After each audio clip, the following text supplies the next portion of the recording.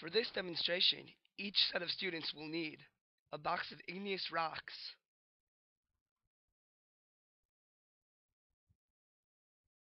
and an igneous rock classification diagram.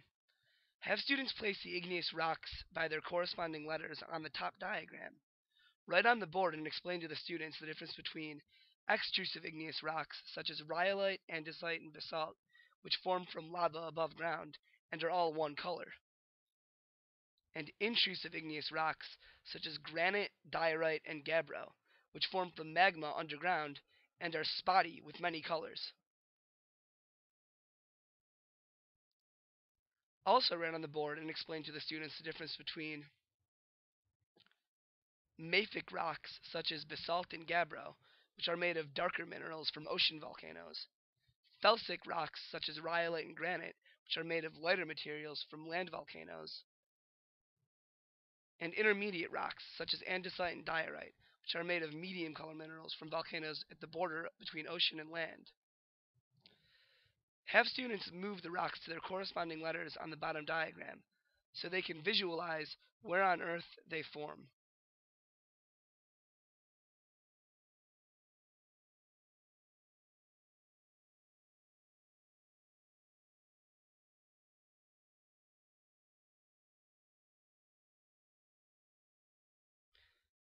For this demonstration, each set of students will need the complete diagram from part 1, a box of minerals, and a mineral diagram. Make sure the mineral diagram is directly below the complete diagram from part 1.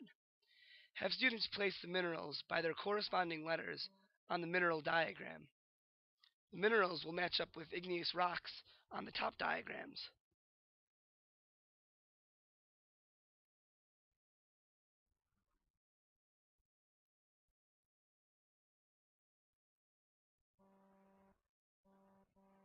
Explain to students that felsic rocks from land volcanoes are made up of light-colored minerals, mostly quartz and potassium feldspar.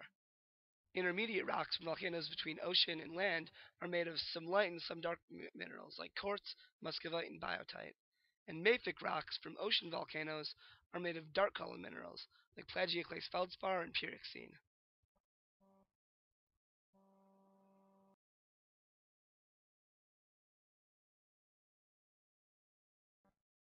For this demonstration, each set of students will need the complete diagrams from part 1 and 2, a hand lens,